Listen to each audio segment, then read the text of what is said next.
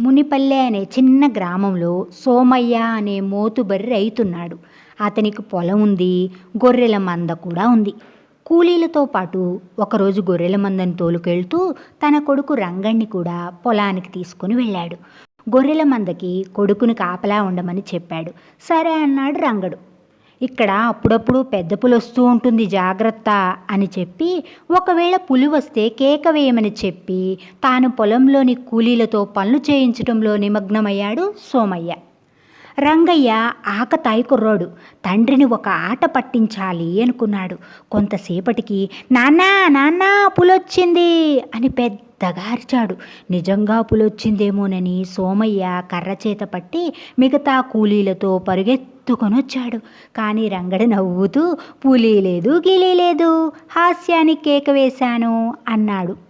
సోమయ్య కూలీలు వెళ్ళిపోయారు. మళ్ళీ కాసేపటికి నాన్నా నాన్నా పులి అని అరిచాడు. సోమయ్య వాళ్ళు మరొకసారి పరిగెత్తుకొచ్చారు.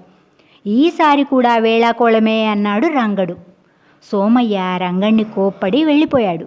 మరికొద్దిసేపటికి పులి నిజంగానే వచ్చింది. ఈసారి మళ్ళీ నాన్నా నాన్నా పులి అని గట్టిగా అరిచాడు. ఎంత అరిచినా సోమయ్య వాళ్ళు వినిపించుకోలేదు. హాస్యానికే మళ్ళా రంగడు అరిచాడని వాడి మాటల్ని లెక్క చేయలేదు. పులి మాత్రం వచ్చి గొర్రెపిల్లను ఒకదాన్ని మెడ పట్టుకుని ఈడ్చుకుపోయింది. రంగడు ఏడుస్తూ నవ్వులాటకి అబద్ధమాడితే నిజంగానే అపాయం ముంచుకొస్తుంది అని ఇంకెప్పుడు అబద్ధం ఆడకూడదని తెలుసుకున్నాడు. హాస్యానికైనా అబద్ధం ఆడరాదు అనేది ఈ కథలోని నీతి.